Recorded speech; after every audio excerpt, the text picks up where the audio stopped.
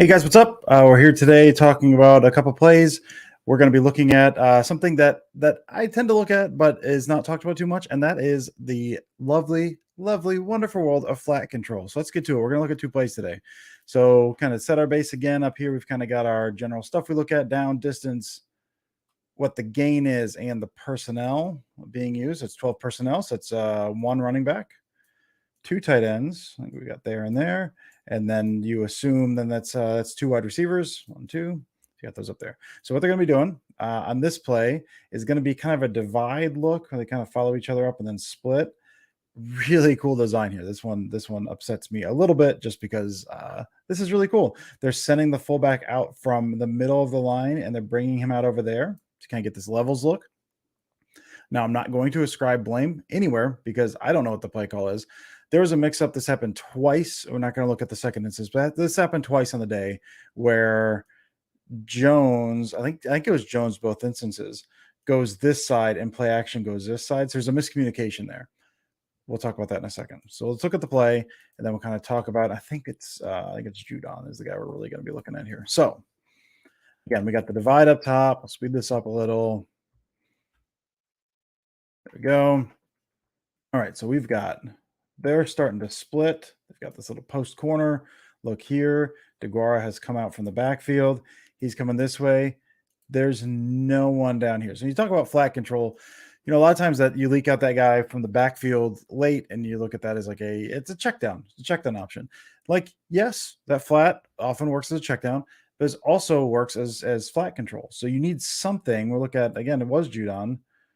There's nothing pulling him up. There's nothing there. You're not putting him in conflict at all. And so since you've got no one running over there, if you've got a receiver, say over here, that's just leaked out of the flat, he's got a choice to make. This guy's running back. This guy's running back. He's got a choice to make. Do I come up here and pick up on the flat because you can throw to him and then he's got space to run, or do I sink back? That's flat control. And again, I don't know if that's part of the design. I don't know if because if you look at the protection, and I'm bad with protection stuff, or I'm not going to pretend to be an expert at protection stuff because I simply don't know. Again, he's going to go this way and he kind of picks up a guy here. Rodgers will drop back this way. He's looking here. Now, my thought is on this particular concept, and you can slide, I think this one, Bakhtiari ends up blocking no one. This feels like I don't know, slide down, pick this up, go back here, play fake there, and then Jones leaks out to the flat. This play design makes a lot more sense with the flat control in there. Again, we'll see there. He fakes. He's immediately picking up the edge. Mercedes Lewis blocks down. Bakhtiari's over there with no one to block. He eventually comes in and chip. And again, you've got no one out in the flat. So I don't know if there's a miscommunication somewhere. I don't know if this was on Rodgers. I don't know if this is on Jones, because you do have a free rusher here. Jones is picking up a free rusher. So again, I don't really want to speculate on that. I do say, again, actually, I think it's the other way. I think it's going to be, he's going to run that. It doesn't really matter. And then DeGuara is kind of in the middle muddle here, and he's going up like that. But again, if you've got a guy out here in the flat, Judon's put in a precarious position there. So we will look at that again. Mercedes Lewis gets beat, so Rodgers kind of moved off the spot early. So maybe it doesn't matter. But again, look at Jones, and he's picking up the free guy. Now, if you slide over a little, you've got Jones doesn't have to pick him up. Mercedes Lewis is kicking out that guy. Whatever, we don't have to get into it. But again, just from a play design standpoint, you've now cleared out this side up here with those guys. So that's off, that's off, that's off, that's off. If you run a receiver over here, now you've got someone in the flat. He's got to make a choice because you've got this deep crosser from DeGuara now. Without anyone in the flat, Judon could just sit back. He sits back. He ruins a perfectly lovely play design. Rodgers ends up chucking deep and out of bounds. It goes incomplete.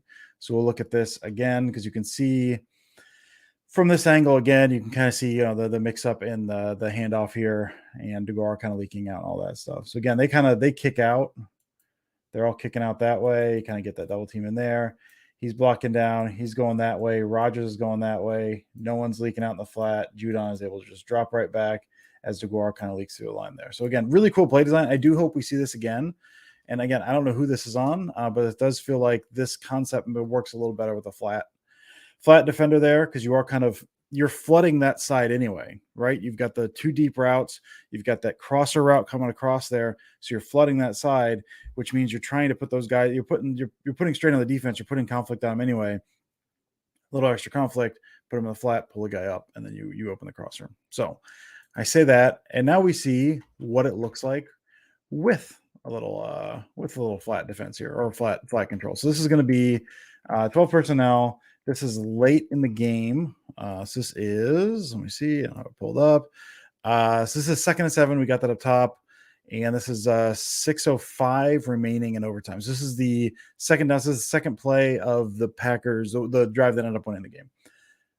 They're going to get, and it's 2nd and 7. They're going to gain 22.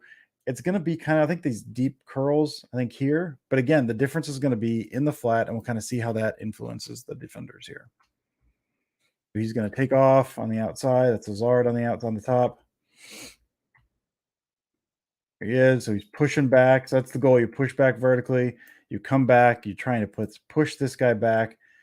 But the difference, and I'm not equating these two situations at all. It's an illustration. He's in the flat, which then puts, we'll say, Judon's kind of got him, but that puts him in conflict here.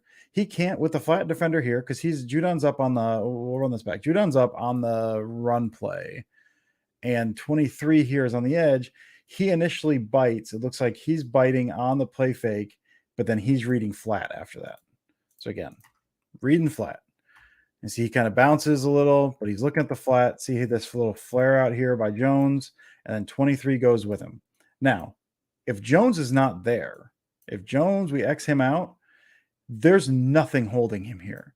So then he's able to sink back underneath, and now this little comeback route is dead because you've got someone sinking under there. Someone in the flat, the play action, pull him up, flat holds him there and opens up those throwing lanes. So I probably talked too long about this. I had another clip I was going to look at, but it doesn't matter because it's roughly the same thing that I'd be looking at. So that's what I wanted to show. Again, something I don't feel like is talked about a whole lot is just running that defender in the flat. It's more than just a check down. It can help influence the defense to pull those guys up and open stuff behind. So hope you enjoy this. Talk to you next time.